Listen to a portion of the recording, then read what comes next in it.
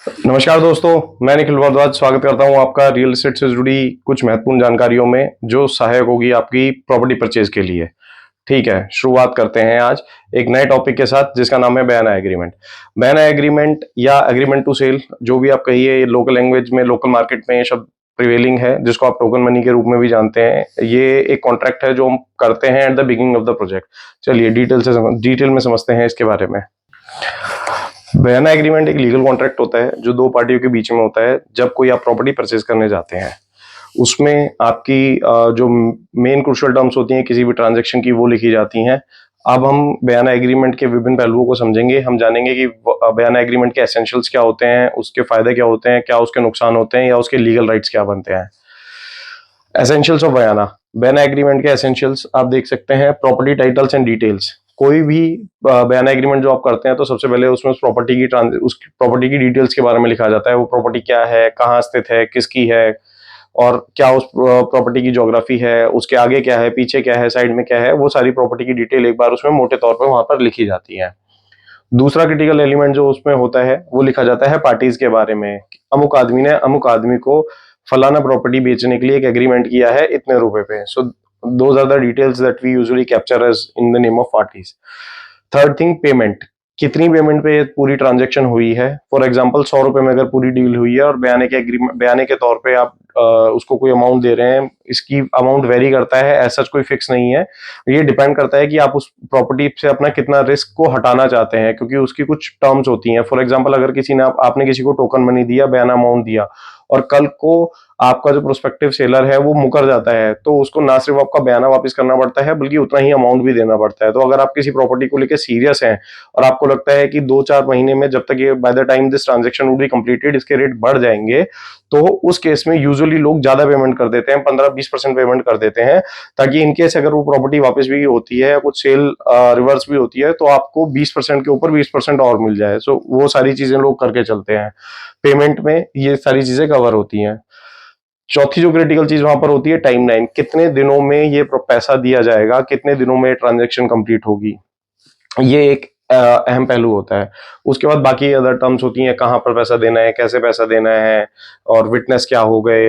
ये सारी कुछ डिटेल होती हैं जो बयाना एग्रीमेंट में हम लोग कंसिडर करके चलते हैं।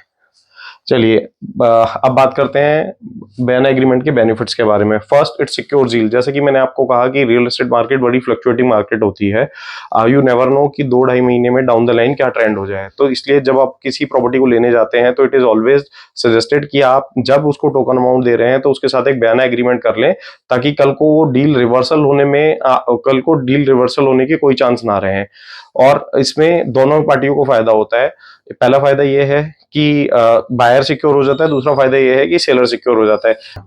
दूसरा, क्लैरिटी आती है, क्योंकि प्रॉपर्टी खरीदना कोई यूजुअली लोगों के लिए एक छोटा टास्क नहीं होता। इसमें आपकी जिंदगी भर की मेहनत लगी हुई होती है, आपके 8-10 साल की कमाई लगी होती है, और फिर आप अपने आप को एक और कमिटमेंट में बांध लेते हैं, यूजुअली ईएमआई के रूप में। तो ये सारी चीजें जब हम बयाना एग्रीमेंट में करते हैं तो आपको एक क्लैरिटी देता चलता है कि किस तरह की प्रॉपर्टी, कैसे पूरी ट्रांजेक्शन है जो एंड टू एंड कंप्लीट होगी। उसके बाद इट प्रोटेक्ट्स योर राइट। ये आपके जो राइट्स होते हैं किसी भी प्रॉपर्टी की खरीद फरोख्त को लेकर, जो आपके अधिकार होते हैं, उनको संरक्षित करता है। It protects your right. और तीसरा, चौथा, ये इस पूरी प्रॉपर्टी की जो डील होगी आपकी, कब से कब तक होगी, कैसे पैसा दिया जाएगा, किसके किसके नाम कौन पैसा दे रहा है, किसके नाम रजिस्ट्री होगी, ये सारी चीजें वो पूरा डील में फ्रेमवर्क बना के देते हैं बयाना एग्रीमेंट में। चलिए, लीगल वैल्यूज ऑफ बयाना agreement. First, binding contract as per Indian Contract Act. बयाना agreement is a proper legal contract. बयाना एग्रीमेंट एक प्रॉपर लीगल कॉन्ट्रैक्ट होता है जो इंडियन कॉन्ट्रैक्ट एक्ट के तहत भी मान्य होता है।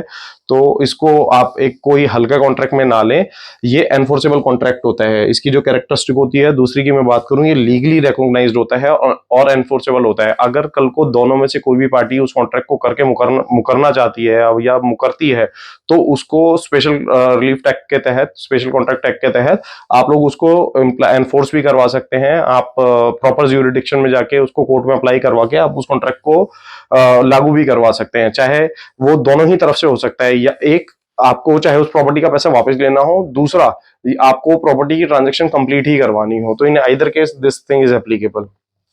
Title investigation enabler and financing documentation.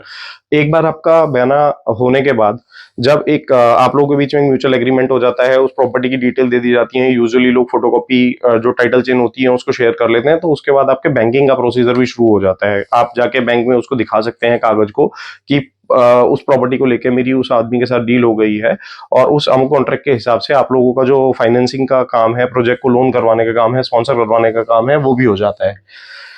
Prevent spectacled binding, इसमें ये होता है कि यूजुअली अगर आप ट्रेडर कम्युनिटी के साथ डील करते हैं या ब्रोकर या कंसल्टेंट कम्युनिटी के साथ डील करते हैं, तो they have a habit of speculating in the market कि 10 की चीज आज 10 देंगे, आज आपने 10 का रेट लगा दिया, फिर वो कहेंगे नहीं भैया 10 में तो नहीं मिल रहा, आप तो 11 में करेंगे। जब आप 11 लगा देंगे तो कहेंगे नहीं 11 में नहीं मिल रहा, आप तो 12 में करेंगे। तो एक बार जब ये बयाना एग्रीमेंट हो जाता है तो आप उस खरीद फरोख्त के शिकार होने से बच जाते हैं, जहां रोज आपकी प्रॉपर्टी के ऊपर 5 या 10 लाख रुपए या depending on the property rate बढ़ा दिया जाता है। तो it prevents you from that scenario also. Protect interest of both parties. एक बार बयाना एग्रीमेंट होने के बाद आप दोनों पार्टी एक अपने अपने लेवल पर सेटल हो जाती हैं और आपके दोनों के ही राइट प्रोटेक्ट हो जाते हैं। कंक्लूजन, बयाना एग्रीमेंट कुल मिला के एक क्रूशल रोल प्ले करता है आपकी रियल एस्टेट ट्रांजैक्शन में। ये आपको क्लैरिटी देता है, आपके रिस्क को खत्म करता है, और ये इंश्योर करता है कि आप जिस भी प्रॉपर्टी की डील करना चाह रहे हैं वो प्रॉपर्टी लीगली कंप्लाइंट तरीके से एक हाथों से दूसरे हाथों में ट्रांसफर हो जाती है, उसका पोजीशन ट्रांसफर हो जाता है, उसकी ओनर ट्रांसफर हो जाती है, उसका मालिकाना हक पूरी तरह से बदल जाता है। और इस तरह से अगर आप एक बयाना एग्रीमेंट के तहत लिखी हुई जो अपनी बातें होंगी उनको अगर आप पॉइंट बाय पॉइंट करते हैं, उनको पूरा जाते हैं उस फ्रेमवर्क के हिसाब से, तो आपको मदद मिलती है उस ट्रांजैक्शन को प्रॉपरली कंप्लीट करने में, without any risk to your asset, your money और योर प्रॉपर्टी। आज के लिए इतना ही।